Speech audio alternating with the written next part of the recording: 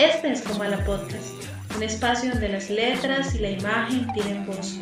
Comala es el lugar donde las voces se reúnen a contar historias. Acompáñennos. En la inmensidad del cosmos debe de haber otras civilizaciones mucho más antiguas y avanzadas que la nuestra. ¿No deberían, pues, habernos visitado? ¿No debería haber de vez en cuando naves extraterrestres en nuestro cielo? Esta idea no tiene nada de imposible y nadie sería más feliz que yo si fuéramos visitados. ¿Pero ha ocurrido en realidad? Lo que cuenta no es lo que parece aceptable, ni lo que queremos creer, ni lo que uno o dos testigos declaran, sino lo que está respaldado por pruebas rigurosas y escépticamente examinadas. Declaraciones extraordinarias exigen pruebas extraordinarias. Desde 1947 ha habido cientos de miles de informes sobre ovnis, objetos voladores no identificados. Yo creo que este tema tiene más que ver con la religión y la superstición que con la ciencia. Tomemos como ejemplo una de las narraciones más famosas sobre un supuesto encuentro con extraterrestres. El 19 de septiembre de 1961, una pareja americana regresaba a su casa en coche por una carretera de New Hampshire. Volvían de unas vacaciones en Canadá por una carretera solitaria a altas horas de la noche. Recuerden que la única prueba que tenemos de lo que ocurrió es su palabra.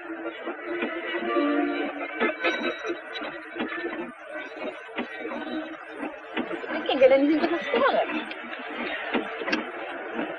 You still don't believe it, do you? No, I don't. There must be a reasonable explanation. Habían visto, según dijeron, una extraña luz en el cielo que se movía. Por definición, un objeto volador no identificado. Parece ser que le siguió durante varios kilómetros. What's the matter with that dog? What's that sound? I don't know. Después de un rato, la luz del ovni cambió. Parece que aterrizó.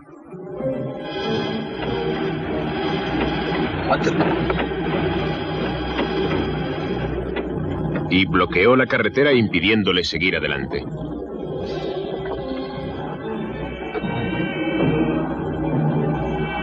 Dijeron que vieron acercarse a unas criaturas sin boca que no eran como los hombres.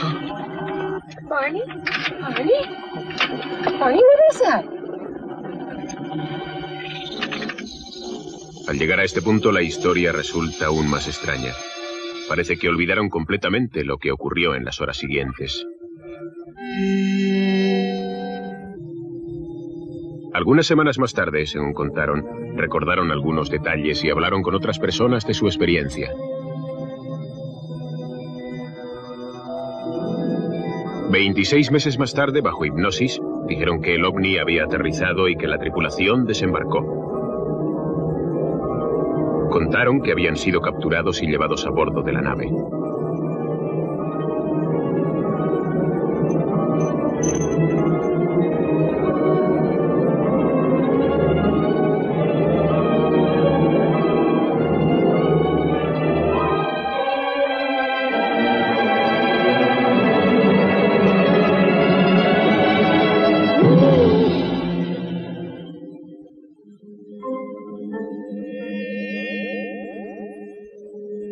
Esta es la historia que contaron Betty y Barney Hill. Prácticamente todos los científicos que han estudiado el caso se muestran escépticos. Pero los defensores de los ovnis creen que el caso Hill es un ejemplo clásico de un encuentro en la tercera fase. ¿Por qué? ¿Qué tiene de especial? Mientras estuvo a bordo, Betty vio un libro escrito en un desconocido lenguaje jeroglífico. Le enseñaron una extraña ventana por la que podía ver unos puntos brillantes conectados con líneas. Le dijeron que era un mapa estelar que señalizaba las rutas del comercio interestelar. Después soltaron a los Hill y les permitieron volver a su casa. Por lo menos, así es como lo contaron. Los que creen en los ovnis opinan que esta es una narración precisa o al menos razonable, principalmente debido al pretendido mapa estelar. Así es como Betty Hill dijo que era el mapa. ¿Por qué va nadie a tomar esto en serio? Aquí tenemos un mapa real, muy conocido por los que creen en los ovnis, con 15 estrellas cercanas, incluyendo el Sol, visto desde una posición ventajosa en el espacio. En este mapa hay estrellas que fueron catalogadas varios años después de que Betty Hill recordó lo que dijo haber visto en la nave extraterrestre. Se dice que ese mapa contenía información de la que no se disponía en la Tierra. Hay cierto parecido entre los dos mapas, pero eso se debe principalmente a que las líneas que corresponden a las rutas de navegación han sido copiadas del mapa de los Hill al verdadero mapa estelar. Si sustituyéramos las líneas de los Hill por otras líneas, encontraríamos que de repente el ojo no estaría predispuesto a ver ninguna semejanza entre los dos mapas. No obstante, para hacer una prueba objetiva, eliminemos las líneas y entonces quedará muy poca semejanza. Pero estas estrellas especiales son seleccionadas de entre un gran catálogo de posiciones estelares. Nuestro punto ventajoso en el espacio también es seleccionado para encajar lo mejor posible con el mapa de los Hill. Si se puede elegir entre un gran número de estrellas, viéndolo desde cualquier punto en el espacio que se desee, siempre se puede encontrar algo parecido a lo que se busca. Me sorprende que nadie haya podido encontrar algo que encaje mejor con el mapa de los Hill. El mismo psiquiatra de los Hill describió su historia como una especie de sueño. No hay pruebas que lo demuestren. El argumento del mapa estelar no tiene valor. Y sin embargo, este es uno de los casos mejor atestiguados de encuentros con ovnis. Por lo que a mí respecta, podríamos ser visitados por diferentes clases de extraterrestres cada 2 semanas. Sin embargo, esta atractiva idea no tiene fundamento. Las declaraciones extraordinarias no están respaldadas por pruebas extraordinarias. Existen curiosas fotos de ovnis a la luz del día. Algunas tienen un aspecto sospechoso de sombreros o tapas de cubo tiradas al aire. Las fotos pueden trucarse.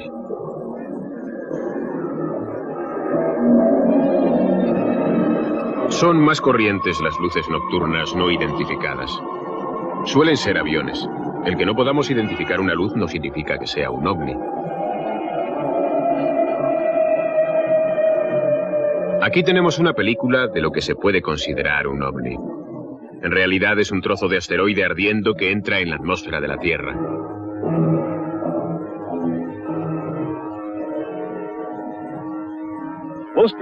La mayoría de los informes sobre objetos voladores no identificados resulta ser otra cosa, como la imagen refractada de un planeta brillante o la reentrada de un satélite artificial.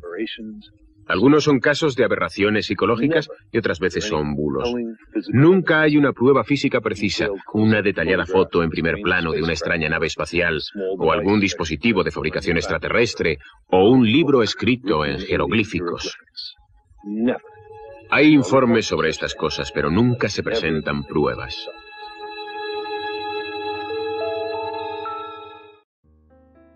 Hola y bienvenidos a nuestro capítulo número 57 aquí en Como la Podcast. Mi nombre es Jorge Sánchez y como siempre me encuentro con mi amiga Carol Díaz. Hola Carol, ¿cómo estás?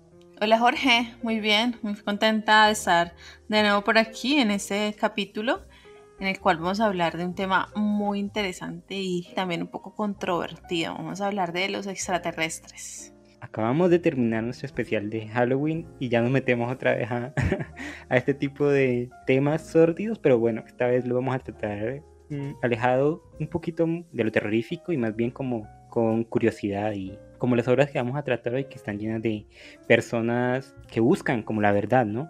Eso me recuerda a los archivos secretos X, que Mulder, uno de los protagonistas, creía mucho en los extraterrestres y buscaba siempre la verdad. El lema de él era como: quiero creer. Y bueno, yo también quisiera creer. Y aquí te quiero preguntar, Carol, ¿tú crees en los extraterrestres? ¿Crees que hay vida en otros planetas? Sí, claro que sí. ¿Cómo no va a haber vida? Sería muy egocéntrico de parte nuestra creer que estamos solos en un universo y además en miles de posibilidades que existen para que pueda albergar vida de diferentes maneras. Entonces no creo que estemos solos. Creo que de pronto somos un poquito ciegos frente a a esa magnitud tan grande que es el espacio. Pero sí creo que existe de pronto vida alienígena. Sí, el pequeño punto azul del que hablaba Sagan, ¿no? En nuestra Tierra hay un pequeñito punto azul en medio de la vastedad del universo. Y aquí te hago otra pregunta, ya que dices que crees que en los extraterrestres. ¿Crees que nos han visitado en los ovnis, de estos que se ven por ahí? De eso no estoy segura porque no tengo certeza si esa vida de pronto está más avanzada que la nuestra o un poco menos avanzada en nivel tecnológico, o de pronto a ellos no les interesa visitarnos. No sé, no sabría responderte eso. ¿Y tú? ¿Tú qué crees? Pues yo primero sí, también como tú, creo que debe haber vida extraterrestre, eso, o como dice un personaje de una de las películas que elegimos, si no es así sería un gran desperdicio de espacio. Sin embargo, creo que de alguna u otra manera vida debe haber allá, y que nos haya visitado, yo no creo realmente que hayamos sido visitados por una raza inteligente o por otras formas de vida más allá de las que hay aquí. Y creo que estos extraterrestres que aparecen en las historias o en los videos que tantos hay en YouTube y tantos testimonios hay alrededor del planeta, creo que son una manera de que los humanos tenemos como de combatir esa soledad tremenda que parece haber en el universo, que inventamos y llenamos el cielo, que antes lo habíamos llenado de dioses, ahora lo llenamos con criaturas interesantes y extrañas. Así que bueno, de todo esto y mucho más vamos a hablar hoy en nuestro capítulo 57, dedicado al tema, como ya pudieron escuchar, de los extraterrestres. ¿Y qué te parece, Carol, si nos cuentas qué obra vamos a tratar hoy? Sí, Jorge, el día de hoy vamos a hablar de Deserción, un texto de Clifford D. Simak, y vamos a hablar de Reencuentro de Arthur C. Clarke. En el cine vamos a hablar de Contacto, de Robert Zemeckis, y La llegada de Denis Villeneuve. Bueno, Carol, 4 obras supremamente interesantes. ¿Qué te parece si comenzamos a hablar de ellas? Sí, comencemos. Poesía, cuentos, novela, cómic, todo está aquí en Comala Podcast.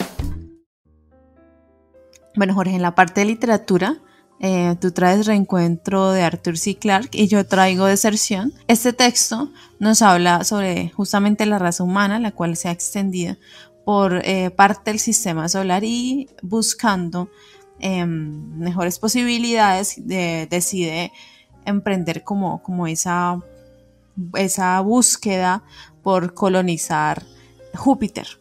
Entonces resulta que el gran problema es que las condiciones de este planeta pues no son las más aptas para vivir, y los seres humanos tienen que verse obligados a vivir dentro de unas cúpulas que los van a proteger de esas condiciones, porque no son capaces de adaptarse a la superficie. Y bueno, el texto nos habla entonces que hay una única solución, y esa única solución parece ser que estudiando de alguna manera esas condiciones puedan adaptar el cuerpo humano para resistir las mismas. Resulta entonces que nos habla de varios fracasos, porque hay una especie de equipo que busca lograr lo anterior y se concentran en este proyecto, pero siempre hay fracasos porque las personas que van a explorar y que adaptan su cuerpo para vivir en ese entorno nunca regresan.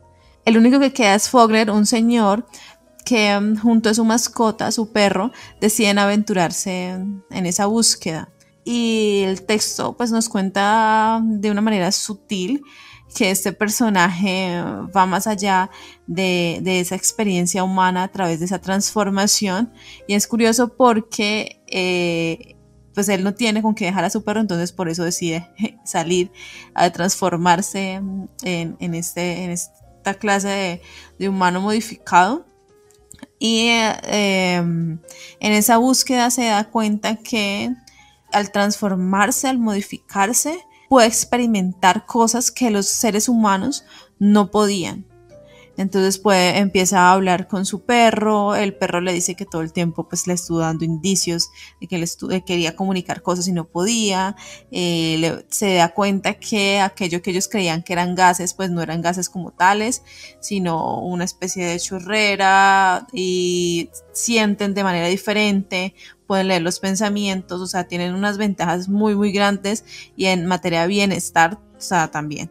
Entonces ellos deciden, liderado por su perro, deciden no regresar y como lo han hecho sus anteriores expedicionarios, y deciden y se plantean que el perro no quiere regresar a su forma de, como tal, a su rol como perro, y al final el humano tampoco quiere regresar a ese cuerpo o a lo que podía experimentar con el cuerpo del ser humano.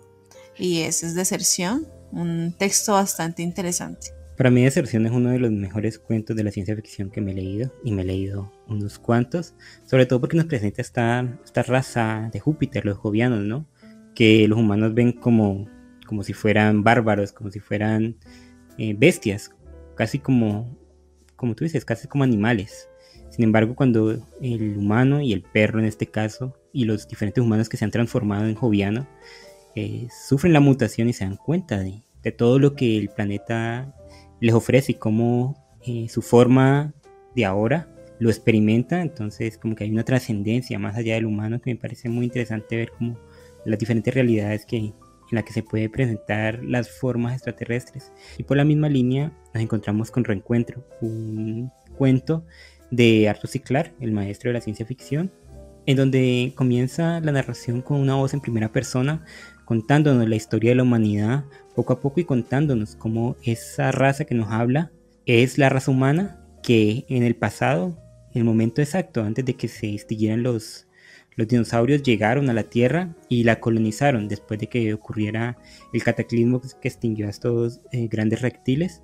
Una colonia humana del espacio se quedó en la Tierra, prosperó, y otro gran grupo se fue al espacio, aunque mantenía una comunicación entre la Tierra y el resto de personas que se fueron. Sin embargo, ocurrieron diferentes cuestiones climatológicas y geográficas en la Tierra que hicieron que se perdiera la comunicación entre la raza humana que estaba en el espacio y la raza humana que se quedó en la Tierra.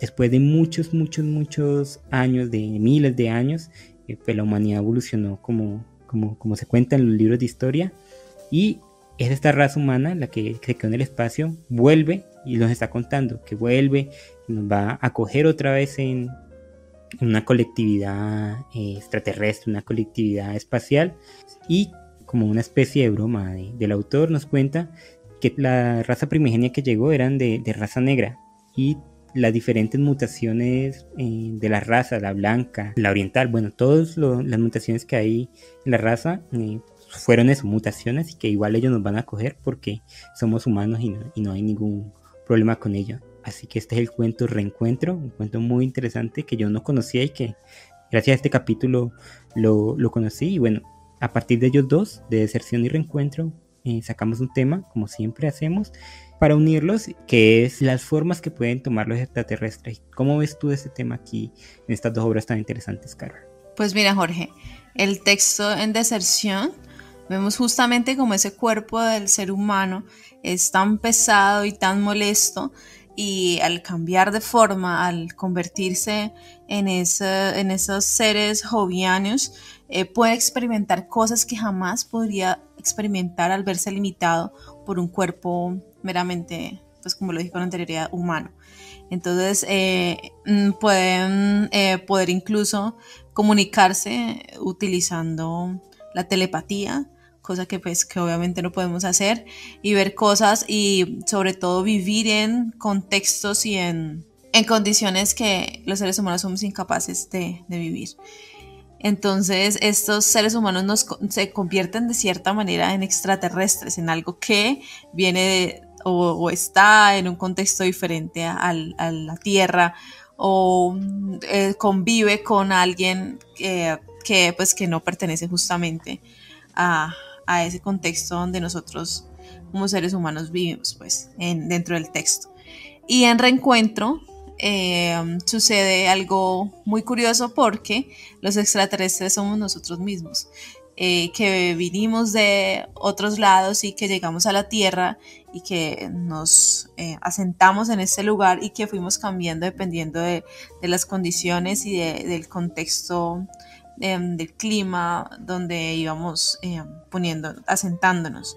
Entonces es curioso porque justamente llegamos como extraterrestres, nos asentamos y a los que vienen de allá después de mucho tiempo, a los que llamamos extraterrestres, resulta también ser humanos. Entonces esas son las distintas formas que los extraterrestres pueden tomar. Sí, el cuento de deserción de Clifford D. Seaman nos hace preguntar, y esto tú lo decías ahorita en la introducción, que a veces tenemos la mente muy cerrada, ¿no? Y es como mucha vanidad pensar que o somos los únicos en el universo o entenderíamos 100% cómo son las diferentes formas de vida que se encuentran más allá en diferentes contextos, con distintas formas de entender la realidad. Y como que la representación que tenemos de los alienígenas son estos grises, con la cabeza un poquito grande, con los ojos rasgados, grises, que no se diferencian tanto de nosotros mismos. Creemos que el cuerpo humano es como lo último en guarachas, como se dice aquí, y no, los extraterrestres, dependiendo de su contexto, pueden tomar diferentes formas y experimentar la realidad de diferentes maneras. Y eso es lo que me gusta tanto del cuento de Seaman, que es que nos muestra otra raza extraterrestre, los jovianos, que cualquiera que sepa como un poquito de los planetas sabrá que Júpiter es uno de los más terribles, ¿no? Lleno de gases, lleno de tormentas. En su interior hay una tormenta que ha existido siglos y siglos, y que creo que la otra vez leí que en ella pueden caber no sé cuántas tierras. Una tormenta está dentro de Júpiter, que es gigantesca, pero que los jovianos y los humanos, cuando se transforman en jovianos, entienden esto y experimentan esto como algo supremamente rico para ellos, como algo inigualable, algo que no se puede expresar. Tanto así como tú dices, encuentran otra forma de expresarse, ya no con palabras. E incluso uno de los personajes dice que la forma en que nosotros tenemos de expresar nuestros pensamientos es muy primitiva. Tenemos que tener las cuerdas vocales y aprender un idioma. En cambio los jovianos simplemente con el pensamiento, y no con el pensamiento, sino como con todo el cuerpo de ellos, experimentando la otra persona, el otro ser que tengo enfrente. Entonces es muy interesante darnos cuenta que sí, que de repente no es que no haya extraterrestres, sino que tal vez no entendamos cómo son, y que están allí, y que tal vez sean ondas de luz, tal vez sean energía, tal vez han trascendido más allá de lo material y sean energía o materia oscura, quien quita, o tal vez Mercurio, que es uno de los planetas más cercanos al Sol, no está vacío, sino que tiene otras formas de vida que no entendemos, que no experimentamos. De aquí me acuerdo, Carol, de un cuento, y te lo recomiendo, que se llama Los Ondulantes, de Frederick Brown, un autor que ya hemos tratado en este programa, donde los ondulantes son como seres que vienen, extraterrestres, que vienen del espacio, pero vienen en forma de ondas de audio, y se implantan aquí en la Tierra. Entonces la gente no cree que haya una invasión extraterrestre, y sí la hay, porque ellos están metiendo a través del sonido. Otra forma de ver los extraterrestres. Entonces Deserción de Seaman nos da como esta visión macro de lo que podría ser el universo, y también nos pone en nuestro lugar, como diciendo, no, ustedes no son únicos, y quizás la forma en que ustedes experimentan el mundo no es tan emocionante como realmente creemos. Aquí te voy a leer un fragmento del texto de Deserción, Jorge. Sí, descubriremos cosas, civilizaciones, quizá civilizaciones que harían que la civilización humana pareciese ridícula, belleza y, lo que era más importante, conocimiento de esa belleza, y una camaradería que nadie había experimentado antes, ni los hombres ni los perros, y vida, una vida intensa tras una existencia adormilada. No puedo volver, dijo Toxler, ni yo. Harían de mí un perro otra vez, y de mí un hombre. ¿Tú hubieras regresado, Jorge? Yo me pregunté lo mismo y yo dije, no, yo no habría regresado, la verdad. Sí, yo creo que no es de gratis que el autor haya puesto a un viejo, porque el protagonista del cuento ya es un viejo, y a un perro que también está viejo, que ya han vivido la vida humana y ahora tienen que vivir los achaques de la vejez. El perro en un momento le dan un hueso y ya casi no tiene dientes para roerlo, así que yo tampoco hubiera vuelto, obviamente, y hubiera experimentado toda esta forma de vida tan extraña que es. Y espérate, aquí me gustaría leerte, muy en la línea de lo que tú dijiste, otro fragmentico de texto que dice así: allí había hombres que no podían ver la belleza de Júpiter, hombres que pensaban que un torbellino de nubes y una densa lluvia oscurecían la paz del planeta. Ciegos ojos humanos, pobres ojos, ojos que no podían ver la belleza de las nubes, que no podían ver a través de la tormenta. Cuerpos que no podían sentir el estremecimiento producido por la conmovedora música de la caída del agua. Hombres que marchaban en soledad, en terrible soledad, hablando por medio de sus lenguas como un grupo de Boy Scouts que se comunican torpemente por medio de señales, incapaces de alcanzar y tocar la mente de otro, como él podía alcanzar y llegar a la mente de Towser, impedidos para siempre de lograr un contacto íntimo y personal con los demás seres vivientes. Ahí definitivamente uno dice, no hubiera vuelto jamás en mi vida. Así la raza humana dependiera de lo que podrías encontrar en Júpiter, Jorge. Pero mira que en el cuento la raza humana no depende de esto, sino que quiere explotar el planeta y adaptarse de una mejor manera para poder explotar y caminar por Júpiter sin tener que usar máquinas, sin tener que usar las cúpulas de las que tú hablabas, que creo que pues tampoco es un fin tan noble, ¿no? Explotar el planeta. Sí, al fin de cuentas ellos querían seguir expandiéndose y conquistando, eso lo dicen al inicio del universo. Pero sí, yo definitivamente también tampoco hubiera vuelto, Jorge, como lo dije ahora. Muy, muy difícil volver a tener esa vida. Y aquí te pregunto, ya centrándonos en el relato de reencuentro, ¿tú hubieras vuelto siendo humana? ¿Hubieras vuelto a ver qué había pasado en la humanidad? Sí. Yo creo que sí. Me hubiera gustado justamente, primero porque ellos regresaron para, de cierta manera, ayudar a esa enfermedad que los estaba destruyendo a los otros que habían dejado en la Tierra. Y si hubiera vuelto para ver pues, cómo de cierta forma mis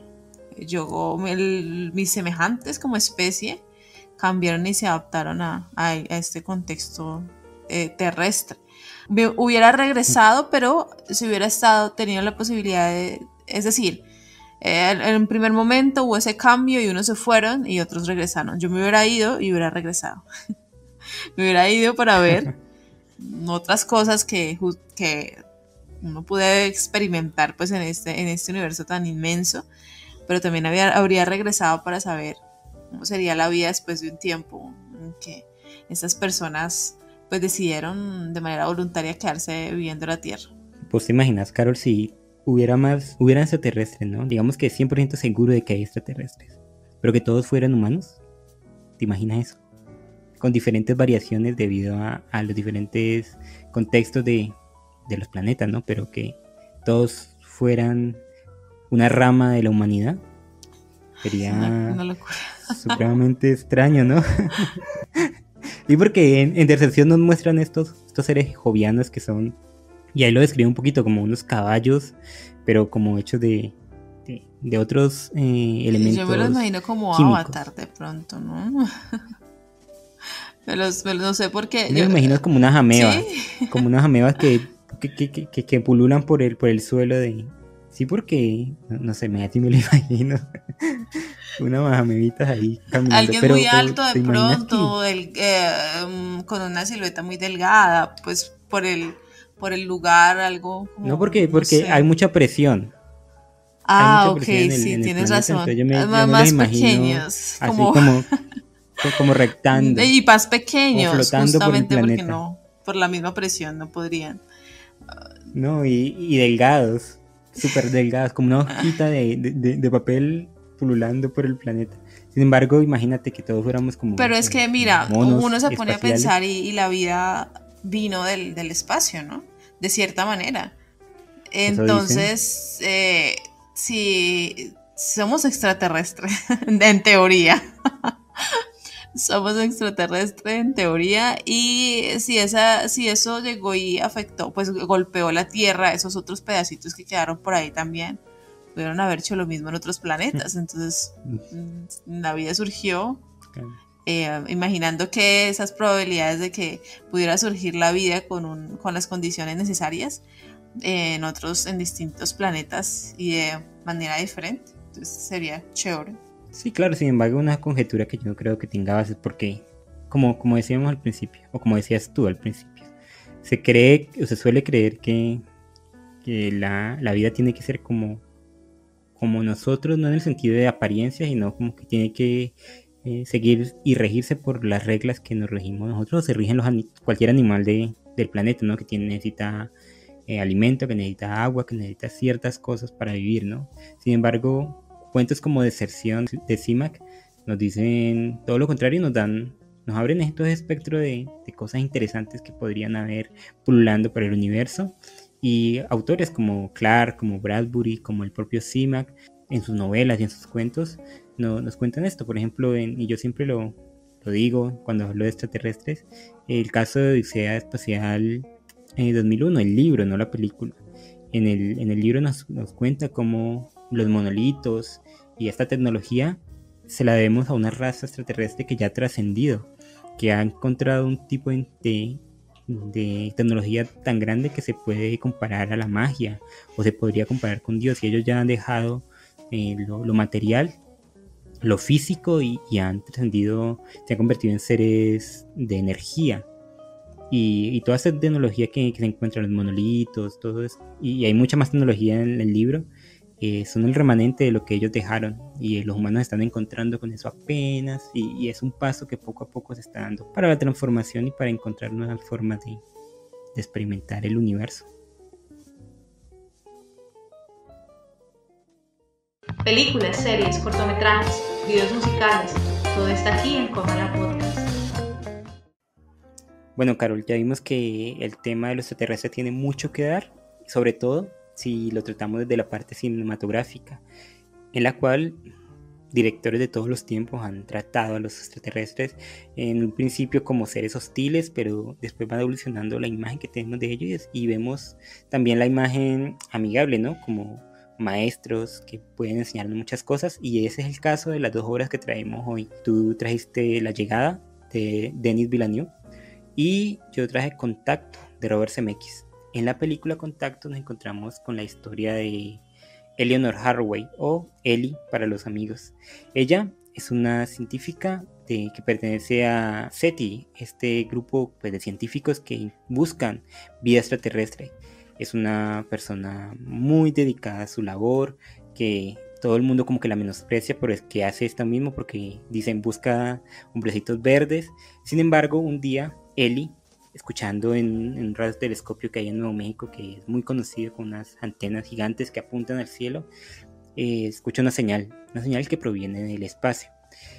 La historia de Contacto se va intercalando con la historia de nuestra protagonista cuando es adulta y descubre esta señal del espacio, pero también cuando es niña, y nos cuenta la historia de ella y el papá, que son muy unidos, o que eran muy unidos, el cual también como que le enseñó este amor por la ciencia y por descubrir nuevas cosas en este terreno.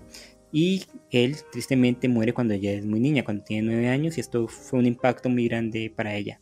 Bueno, la señal que encuentra Ellie cuando es adulta revoluciona el mundo, porque llega como un video del espacio de la inauguración de las primeras Olimpiadas de la nueva era, que fue cuando Hitler en 1940 y tanto, que no recuerdo ahora, lanzó como el primer mensaje fuera del espacio. Entonces llega como una respuesta, como que los extraterrestres no han escuchado y mandaron el mismo mensaje que nosotros mandamos. Primeramente hay como un caos en el mundo, pero luego se entiende. Lo interesante es que en medio de este mensaje hay otro mensaje donde vienen unos planos para una máquina muy extraña que se supone que es un transporte. Bueno, la película se va desarrollando a medida y nos vemos el conflicto de la humanidad con estas nuevas enseñanzas que nos vienen del cielo. Vemos el conflicto religioso, el conflicto político, el conflicto cultural.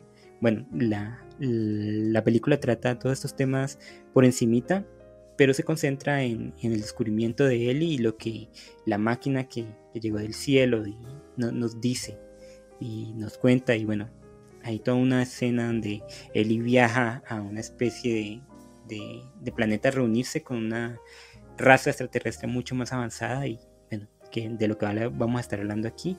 Para mí Contacto es una de las mejores películas que se han hecho de la ciencia ficción y de la ciencia ficción especulativa, tomándose muy en serio esto de los viajes interestelares, las civilizaciones alienígenas y cómo esto podría afectarnos como seres humanos que no comprendemos exactamente muy bien otras formas de vida. Y bueno, eso es a grandes rasgos Contacto de Robert Zemeckis, y Carol nos va a hablar de La Llegada. Bueno, en La Llegada nos habla de una visita inesperada.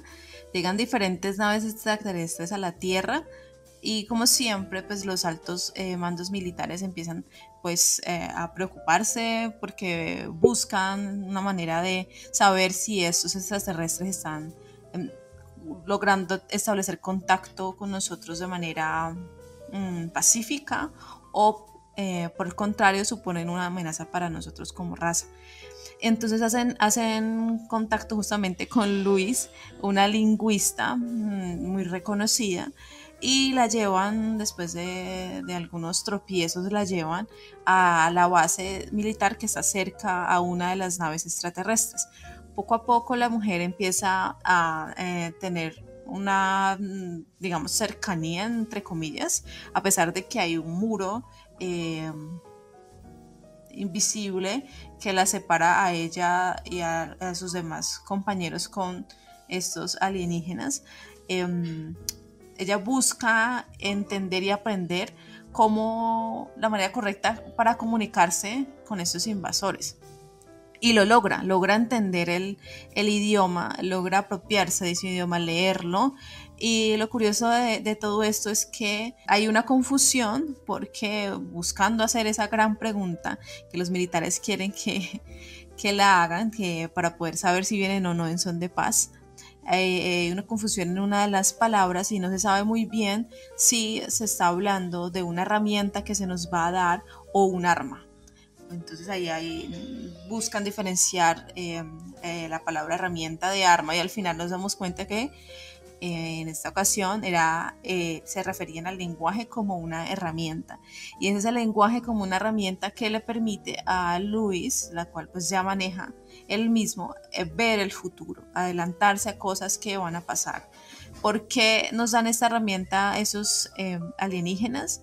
Nos la dan justamente porque en unos millones de años ellos van a necesitar de la ayuda de los seres humanos.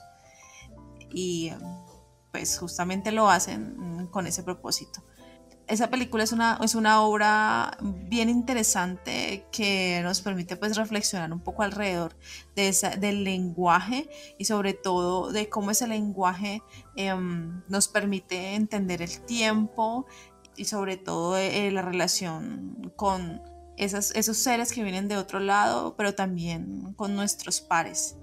Y esta es La Llegada, de una película de ciencia ficción también, obviamente, de Denis Villeneuve. Sí, a partir de esas dos películas, como siempre lo hacemos, sacamos un tema. Y el tema es el prejuicio de los humanos frente a los extraterrestres. Carol, ¿tú cómo ves? ¿Cómo ves la relación de los humanos frente a los extraterrestres? Siempre es como muy conflictiva, ¿no te parece? Pero mira que lo curioso de todo esto fue que nosotros, Jorge, elegimos dos películas donde los extraterrestres no son una amenaza para los seres humanos. Eso es lo curioso. Sí.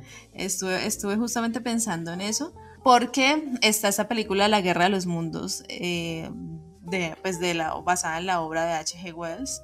Justamente esos alienígenas vienen a apoderarse pues, de la Tierra, y eso fue una posibilidad.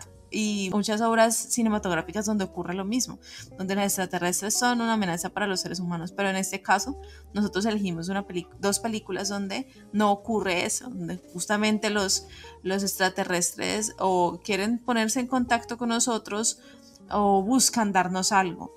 Entonces esos prejuicios humanos, justamente porque el ser humano siempre piensa o obviamente tiene que agarrarse de algo para saber o para poder entender qué es lo que está pasando, y pues la historia del ser humano siempre ha sido una historia de vencedores y vencidos, o de gente que ha venido a colonizar y que ha dañado civilizaciones enteras, pueblos enteros, arrasado por medio de la violencia. Entonces lo único que podemos como relacionar ahí o lo lo más fácil o incluso como buscando protegernos es entender al otro como una amenaza. Pero en esta ocasión, en estas obras, no ocurre eso. Sí, yo creo que el error que experimentamos los humanos es que juzgamos a los extraterrestres basándonos en nuestra moral, ¿no?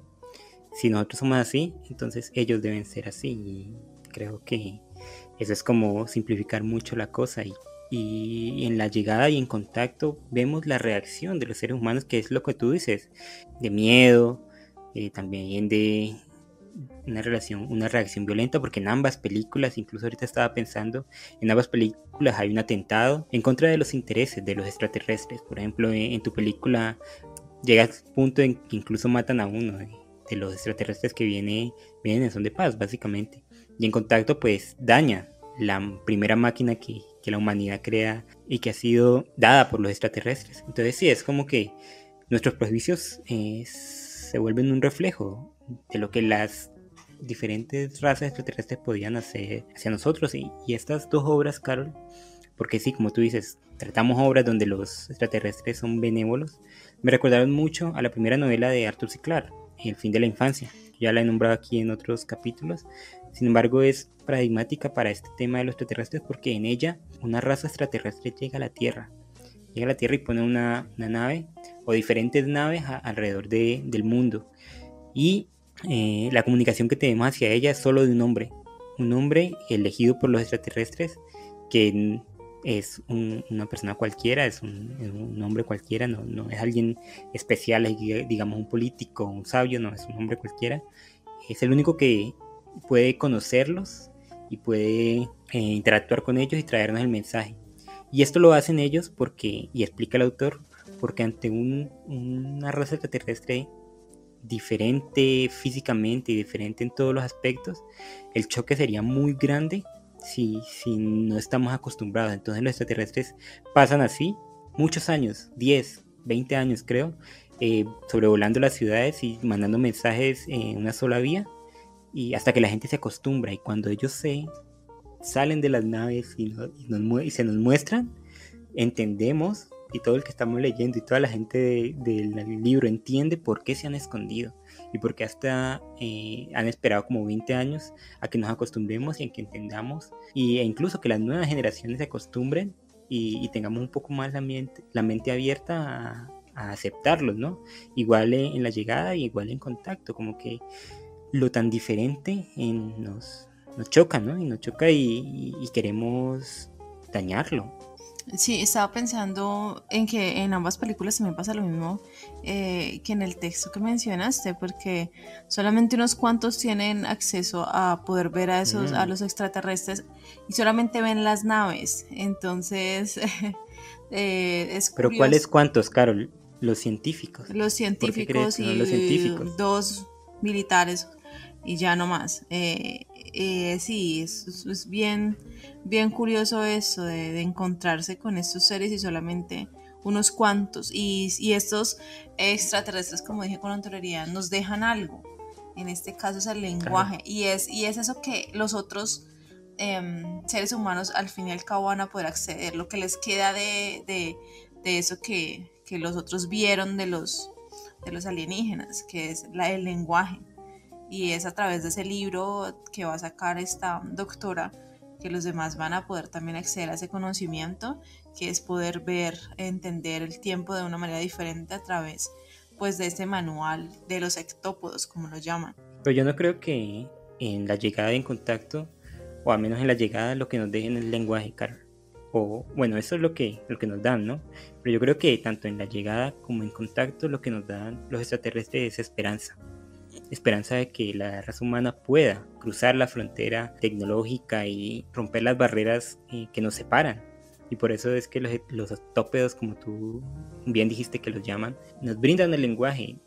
Sí, bien porque ellos los van a utilizar en muchos años en el futuro, pero también porque necesitan y entienden que la raza humana puede cruzar la frontera de la, no digamos de la humanidad, sino de los prejuicios que tienen y amigarse. Por eso es que es tan importante que la doctora hable con el presidente de China en el futuro, porque es él como que el que ejemplifica los valores más oscuros de la raza humana, esta desconfianza, esta pelea continua, y es por eso también que la raza extraterrestre en contacto se presenta a él y con pasos pequeños, incluso el extraterrestre que se le presenta como la imagen del papá, en una clara señal de amistad, le dice no.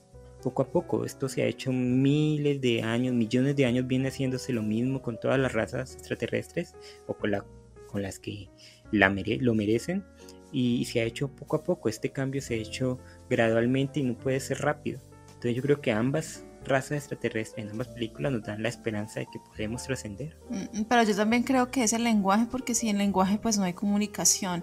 Por eso cuando ellos cortan la comunicación en el video, ellos de cierta manera los extraterrestres sienten que o les transmiten a ellos la información de que todos tienen que ser unidos, de que esos 10, 7 que hay en esas naves y los países tienen que estar comunicándose para poder transmitir esa información que al final se da a través, pues en este caso, de la escritura y el lenguaje, que es el mediador, para conocer y entender el contexto, no solamente del otro que está mirando a los aliens que llegan a su país, sino también de nosotros como de raza humana, para entender cómo el tiempo y cómo es la visión de estos otros seres con respecto a lo que les está rodeando en el momento. Y lo mismo ocurre en tu película.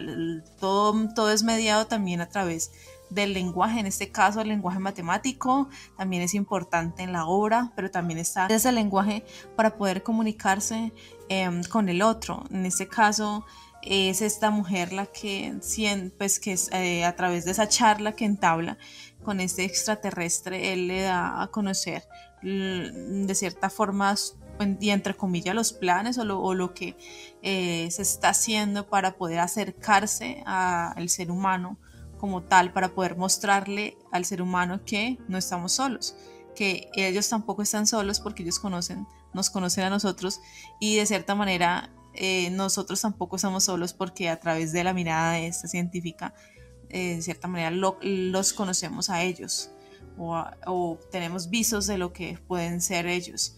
Y todo esto es mediado por el lenguaje. Es esa forma de vida que se da a través de la palabra. Hay un texto que se llama Leer la mente, de Jorge Volpi, y nos habla sobre todo sobre la importancia de la ficción, pero también del lenguaje en la evolución del ser humano, y sobre todo en la construcción también de la sociedad tal y como la conocemos. Y lo mismo ocurre en ambas películas. El lenguaje es súper vital, porque es a través del mismo que nosotros podemos romper esas barreras del desconocimiento del otro para poder acercarnos un poco más. Sí, pero mira que ambos dones, el lenguaje en la llegada y este viaje que experimenta la protagonista en contacto, son un medio para llegar a un fin. El fin es como que la raza humana trascienda, ¿no? A través del lenguaje, a través de la experiencia de la científica. Pero aquí, Carol, yo quiero detener un momentico y quiero saber qué piensas tú de la reacción de los seres humanos, y ya no de los protagonistas, sino de la comunidad entera que rodea y que se presenta en las películas, que rodea como a la llegada de los extraterrestres y a la llegada del mensaje de las estrellas en contacto. ¿Cómo crees tú que sería la reacción de nosotros, los seres humanos, ante algo extraterrestre? Ya sea una nave, ya sea un mensaje. Mira que yo estuve leyendo un artículo con respecto a lo que tú preguntas. Se llama Hablemos de Ciencia Ficción, pues es los alienígenas. Es un artículo publicado para la revista Jot Down y es publicado por, dice, E.J. Rodríguez. Y te voy a leer el fragmento porque justamente da respuesta a lo que estás preguntando. Las preguntas que emergían al volver a considerar la posibilidad de otros mundos habitados eran muy incómodas. Hubo también Adanes y Evas en aquellos mundos. ¿Eran los extraterrestres portadores del pecado original? ¿Habían visitado Jesús otros planetas para protagonizar un similar sacrificio destinado a hacer perdonar este pecado original? Y de haberse encarnado Jesús en extraterrestres varias veces en varios mundos, significa que su crucifixión y resurrección de la tierra no habían sido una intervención espacial a favor de los hijos predilectos de Dios, sino uno de los tantos procedimientos rutinarios. Y todo esto gira también alrededor de la religión. O sea, yo me pongo a pensar si alguna vez ocurriera, todo lo que nosotros conocemos se desbarata, porque tuvieran muchas implicaciones. Por ahí leí que la ciencia ficción, o en este caso poner a los extraterrestres, mostrar a los extraterrestres a través de la ciencia ficción, es un medio para combatir el racismo. Entonces, imagínate el hecho de que ellos vengan y uno se dé cuenta que, pues primero, que uno no está solo.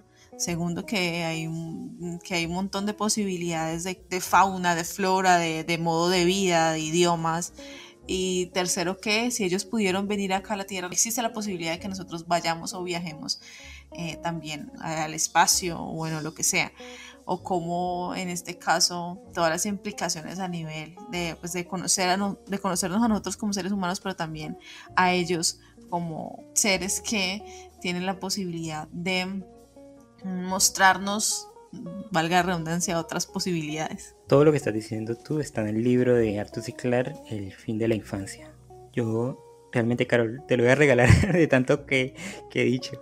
Es un muy buen libro porque responde todas las preguntas al estilo de Clarke, ¿no? ¿Cómo sería el contacto de los seres humanos ante una raza muy diferente físicamente, pero es que no te imaginas cómo es de diferente? Una raza que tiene un objetivo con la humanidad, y como un fragmento de la humanidad también hace parte de los planes de una raza mucho más avanzada que la que nos visita y que nosotros mismos. Entonces yo recomiendo mucho El fin de la infancia, un librito cortico de 150 páginas que lo lee uno en unas 3 horitas. Y también recomiendo, Carol, porque a mí me gustan, yo cuando vi este tema que íbamos a tratarlo me emocioné mucho porque me gusta mucho las implicaciones que traería la visita de los alienígenas y cómo sería la forma en que reaccionaríamos los seres humanos. Y este documental yo ya lo nombré aquí en algún otro episodio, Carol, y te lo recomiendo, aunque no es para todos, es un documental muy lento que se llama La visita, del director Michael Madsen.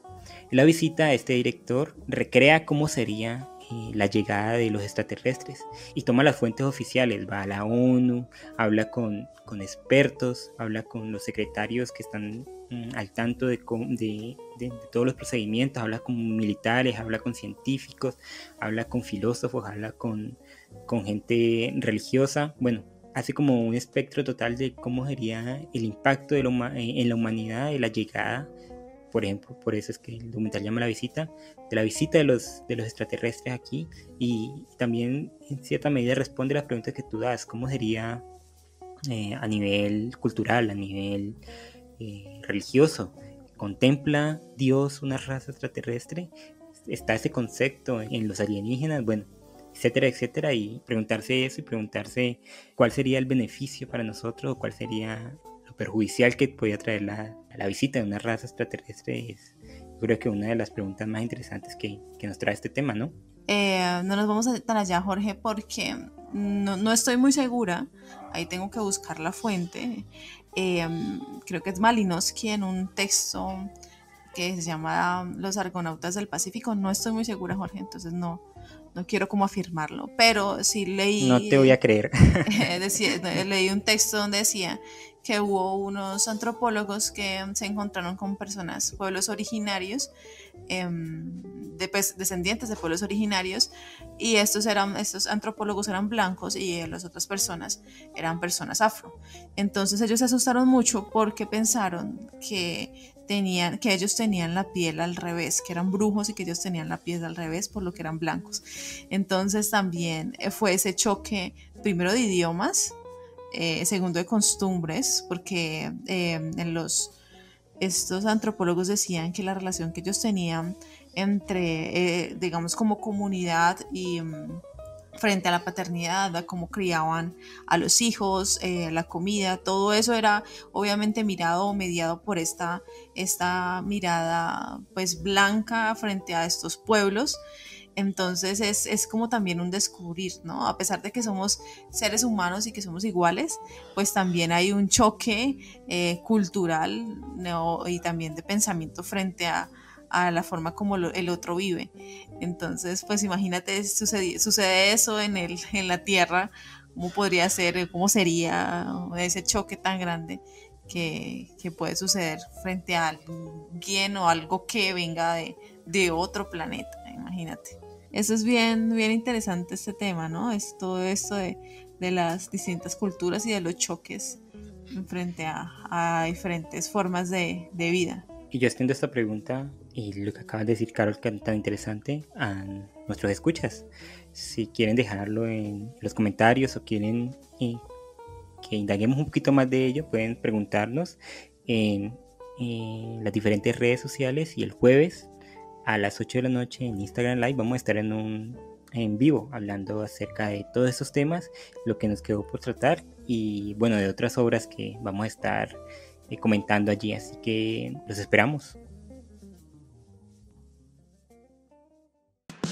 Hechos curiosos, notas sobre cultura, sociedad, todo está aquí en Cubana Podcast. Listo, Jorge, para nuestra sesión de dato curioso, bueno, traje una noticia más que un dato curioso. Esta noticia sucedió esta semana. Resulta que el actor reconocido Alec Baldwin estaba rodando una escena de una película que se va a estrenar, Rust, en un rancho en Nuevo México, y fue en ese lugar donde ocurrió una tragedia. Resulta que a él le dieron un arma de utilería. Esa arma supuestamente no estaba cargada, pero cuando en la escena tuvo que disparar, sin culpa hirió al director de la película y dio muerte a la directora de fotografía.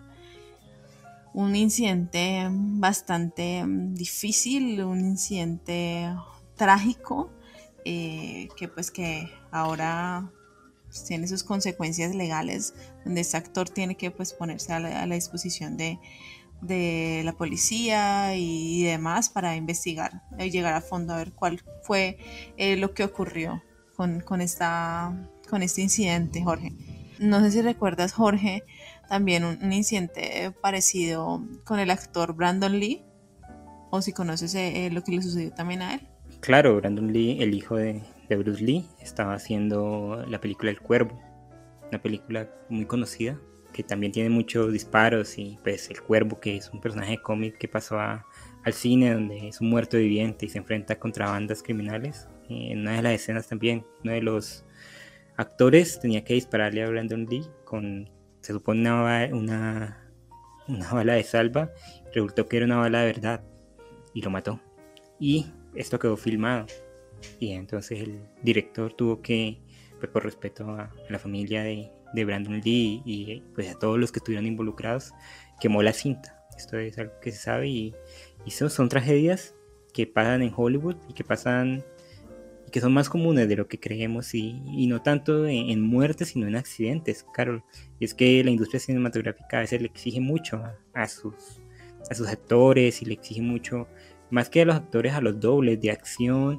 Yo recuerdo por ahí que leí el caso del doble de acción de Harry Potter, del actor que hace Harry Potter, que también en una de las escenas de una de las películas, no sé si la cuarta o la quinta, haciendo una maniobra cayó y quedó parapléjico.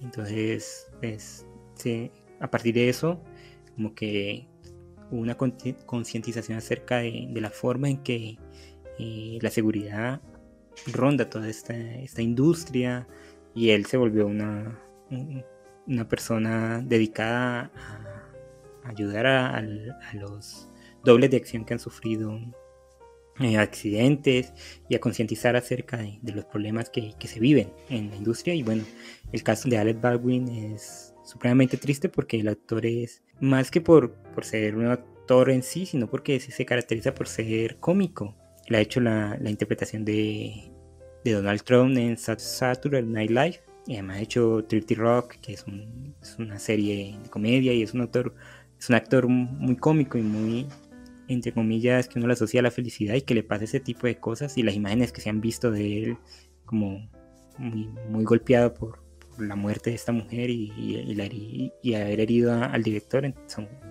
supremamente fuertes, ¿no te parece?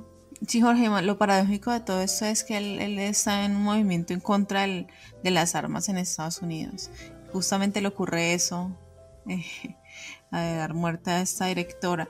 Y con respecto a lo que tú decías, hace como 2-3 años se me ocurrió algo similar con el doble de Tom Cruise, también murió en un accidente aéreo.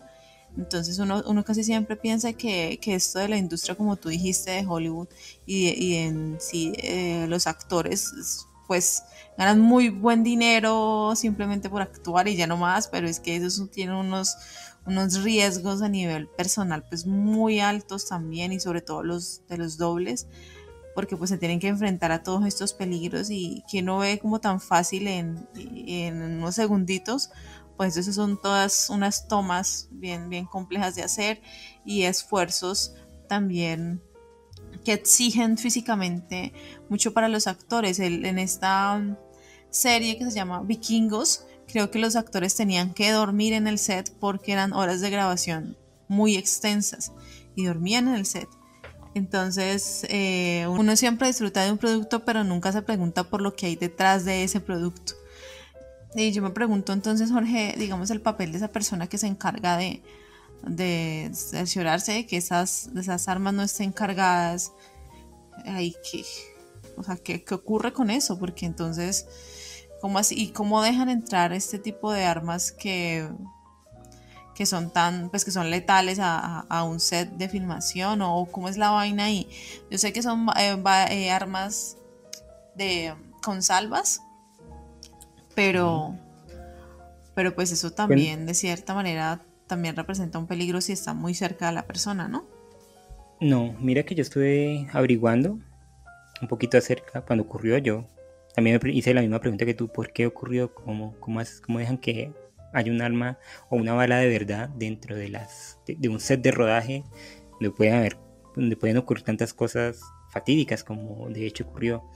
Y es que en muchos casos utilizan armas reales. Sin embargo, las usan como tú dices, con balas de salva. Una bala de salva es como una bala normal, solo que no tiene la parte de enfrente, que es lo que pues, cuando golpea la pólvora sale y se incrusta en las personas. En este caso, en la bala de salva, pudo ocurrir que el cierre de la bala, la parte que sí, de adelante que cerraba, que no era un proyectil sino otra cosa, estuviera o muy dura o defectuosa, porque dentro de la bala de salva también hay pólvora, porque por eso es que cuando lo golpea el percutor, ¡puf!, suelta como un chispotazo. Eso es real. Entonces pudo ocurrir que haya habido una mala fabricación de la bala, o bueno, diferentes razones que las autoridades ya buscarán qué fue lo que pasó. Sin embargo, sí, es como tú dices, en este caso, ¿quién sería el culpable? ¿Fue el culpable la persona encargada de las armas, de la seguridad? Porque me imagino que hay el que cargó el arma, el actor por dispararla, el director por no estar al tanto. ¿Quién es el culpable? Aquí, como una película es una creación coral, este accidente también es porque yo creo que el más damnificado, además de la mujer que murió obviamente y de su familia, es el actor, porque él se entrega totalmente a la producción, y es la producción la que, tanto si son el vestuario, tanto si son los efectos especiales cuando los amarran y ellos saltan, tanto si es la alimentación, tanto si es los caballos, porque esta era una película, por ejemplo, era un western, también debe haber caballos, y si un caballo se desboca, por ejemplo, y no está bien entrenado ni nada, y hace caer una persona y también la mata, el actor, ya sea Alec Baldwin, ¿no?, o el mismo, como tú nombras, Tom Cruise, que hace la mayoría de sus escenas de riesgo, y por eso es que a mí me gusta tanto Misión Imposible, porque el man realmente se está enfrentando a eso. Se entregan totalmente a los que los rodean, a los expertos. Se supone que en Hollywood están los mayores expertos en efectos especiales y en todas estas disciplinas, y cuando algo falla es el actor el que tiene que sufrir las consecuencias y, bueno, en definitiva, asesinar a una mujer, dejar solo a su hijo, porque la muchacha tenía un hijo, dejar solo al esposo, dejar solo a la familia, y vivir con la carga de haber, aunque sea involuntariamente, asesinado a una persona, Carol. Y creo que eso es terrible. Yo me lo imagino, Sí. me pongo en los pies del actor y me parece horrible. Sí, porque a fin de cuentas, ¿quién queda con esa carga? Como tú dijiste, pues el actor. El actor que fue que disparó el arma, pero aún así sabiendo o queriendo. Obviamente no de manera responsable, sino pues sin voluntad de hacer daño, pero eso debe ser horrible uno quedar con esa carga de algo pues que al final de cuentas hizo, debe ser terrible. ¿Tú crees, Carol, en este caso que debería haber un juicio y No. culpar a alguien o que es simplemente y No. meramente un accidente? Fue un accidente y pues ¿a quién van a culpar? El actor no es culpable.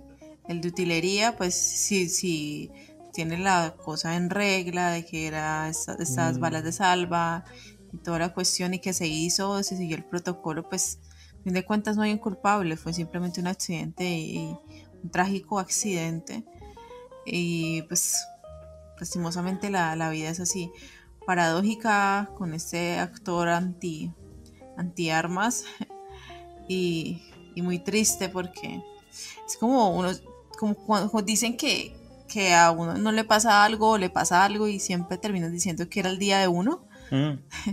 Así de pronto pues le pasó a ella, porque imagínate una probabilidad tan baja de que le ocurra ese tipo de incidentes y le ocurre a ella, pues Sí, yo comparo esto con un accidente de carro, de moto. Son accidentes, pasan. La vida a veces tiene ese tipo de cosas tan macabras que no podemos prever. Y bueno, no es culpa de nadie y es como una forma de sacar una lección, ¿no?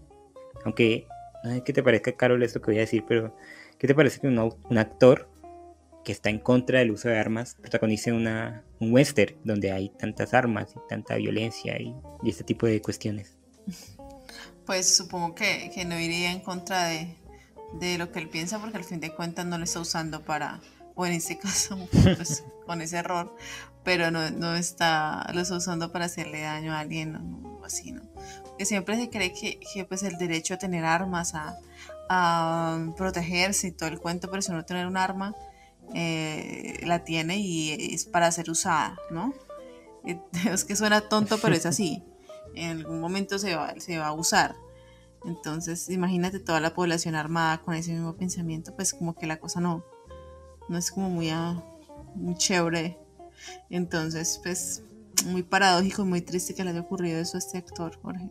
Pero la vida es así y ya le toca asumir lo que nos sucedió y seguir adelante. Sí, yo creo que, y por lo que he escuchado por ahí, lo que he leído, creo que lo está tomando el actor, ¿no?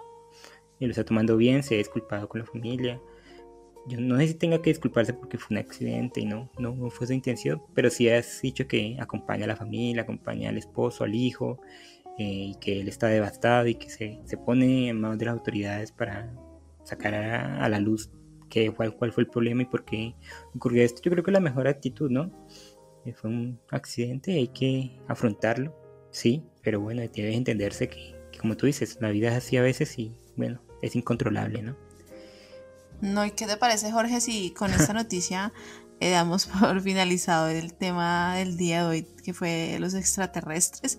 Y yo sentí que nos quedó mucho por decir. Entonces, les hago la invitación, les extiendo la invitación para que nos veamos el jueves a las 8 de la noche en el en vivo y hablemos y dialoguemos un poquito más sobre preguntas, recomendaciones que ustedes tengan de películas, hablemos sobre este tema que es tan interesante. Sí, Carol, creo que y nos quedó un capítulo lleno, repleto, carnudo y creo que aún así el tema de los extraterrestres dan para mucho más, muchas especulaciones, muchas teorías, muchas formas de ver y vernos a nosotros mismos, así que como dice Carol, lo esperamos el jueves en el Después de Comala, con sus preguntas, con sus dudas, con lo que quieran contarnos acerca de este u otros capítulos. Les invitamos también a nuestra sección Voces de Comala, que está un poco abandonada porque si no hay voces, no puede haber voces de Comala, así que los invitamos a que nos manden su audio al número de WhatsApp que está en Instagram, ahí en la sección de contacto está el número de WhatsApp, nos pueden enviar un audio de 1 minuto o un poquito más contándonos acerca de una obra que recomienden, tanto literaria, cinematográfica, una serie o una opinión que tengan acerca de nuestros capítulos, o bueno, si quieren recitar un poema, que ese fue el primero de nuestras voces de Comala, que ahí está uno de los capítulos, pueden hacerlo. Solamente es mandar la nota de voz, nosotros la escucharemos y la pondremos al final de cada uno de nuestros episodios. Jorge, también les recuerdo que nos pueden encontrar en YouTube, en iVoox, en Spotify, en todas las plataformas de podcast. Estamos también en TikTok, en Twitter, en Instagram. Y ¿qué se me queda? Agradecerte a ti, Jorge, por este capítulo tan interesante, y a ustedes por escuchar. Nos escuchamos en la próxima.